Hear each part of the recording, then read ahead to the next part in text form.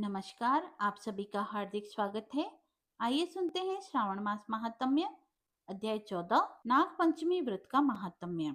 ईश्वर बोले, हे महामुनि, अब श्रावण मास के शुक्ल पक्ष में पंचमी तिथि को जो व्रत करना चाहिए उसे मैं बताऊंगा। आप सुने। चतुर्थी को एक बार भोजन करें और पंचमी को नक्त भोजन करें। स्वर्ण, चांदी, काष्ठ अथवा मिट्टी का 5 फनों वाला सुंदर नाग बनाकर पंचमी के दिन उस नाग की भक्ति पूर्वक पूजा करें। द्वार के दोनों ओर गोबर से बड़े बड़े नाग बनाएं और दधि, शुभ, दुर्वांकुर, कनेर, मालती, चमेली, चंपा के पुष्पों, गंधों, अक्षतों, धूपों तथा मनोहर दीपों से उनकी विधिवत पूजा करें।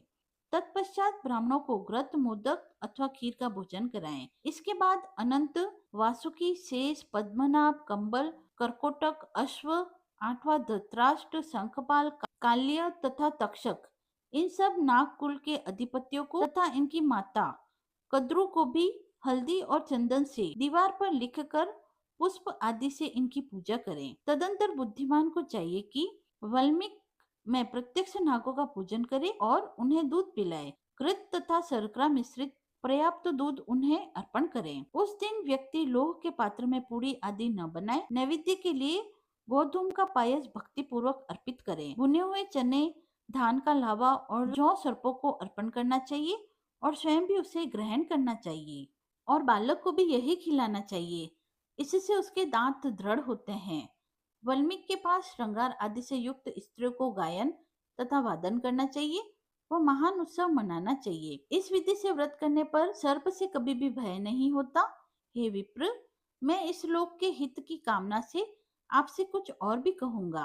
हे महामुने, आप उसे सुने। हे वत्स, नाग के द्वारा डसा गया मनुष्य मृत्यु प्राप्त करके अधोगति को प्राप्त होता है और अधोगति में पहुंचकर वह तामसी सर्प होता है, इसमें संदेह नहीं है। इसकी निवृत्ति के लिए पूर्वोक्त विधि से एक भुक्त आदि समस्त कृत्य करें और ब्राह्मणों से नाग निर्माण तथा पूजा आदि आदर पूर्वक करवाएं। इस प्रकार 12 मासों में प्रत्येक मास में शुक्ल पक्ष की पंचमी तिथि को इस व्रत का अनुष्ठान करें और वर्ष पूर्ण होने पर नागों के निमित्त ब्राह्मणों तथा सन्यासियों को भोजन कराएं। किसी पुराण ज्ञाता ब्राह्मण को रत्न जड़ित स्वर्णमय नाग और सभी उप संस्कारों से युक्त तथा बछड़े सहित गौ प्रदान करें। दान के समय सर्वव्यापी, सर्वगामी, सब कुछ प्रदान करने वाले अनंत नारायण का स्मरण करते हुए यह कहना चाहिए, हे गोविंद, मेरे कुल में जो कोई भी लोग सर्प के दंशित होकर अधोगति को प्राप्त हुए हैं, वे मेरे द्वारा किए गए व्रत तथा दान से मुक्त हो जाएं।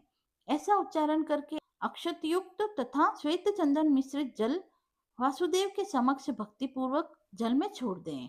हे मुनि, इस विधि से व्रत करने पर उसके कुल में जो भी लोग सर्प के काटने से भविष्य में मृत्यु को प्राप्त होंगे अथवा पूर्व में मृत्यु को प्राप्त हो चुके हैं, वे स्वर्ग गति प्राप्त करेंगे। साथ ही हे कुलनंदन, इस विधि से व्रत करने वाला अपने सभी वंशजों का उद्धार करके अप्सराओं के द्वारा सेवित होता है और शिव सानिध्य को प्राप्त करता है।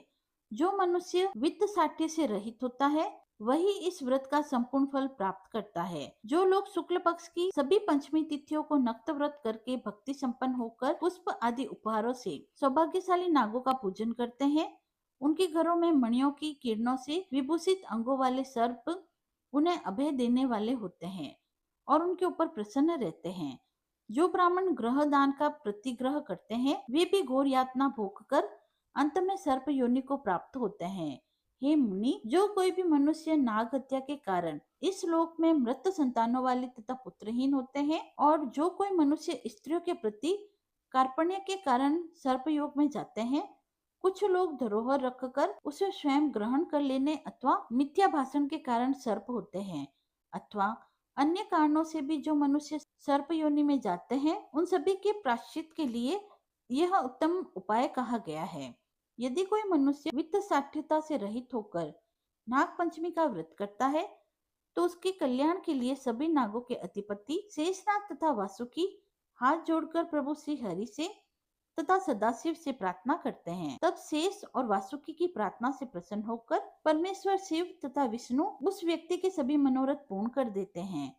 वह नागलोक में अनेक प्रकार के विपुल सुखों का उपभोग करके अंत में वैकुंठ अथवा कैलाश में जाकर शिव तथा विष्णु का गण बनकर परम सुख को प्राप्त करता है। हे वत्स, मैंने आपसे नागों के इस पंचमी व्रत का वर्णन किया। इसके बाद अब आप अन्य कौन सा व्रत सुनना चाहते हैं, उसे बतलाइए।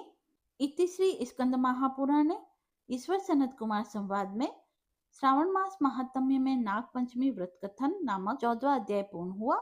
यदि यह आपको पसंद आया हो तो आप कमेंट बॉक्स में हर हर महादेव लिखकर अपनी भक्ति को व्यक्त करें। मिलते हैं अगले वीडियो में, तब तक के लिए धन्यवाद।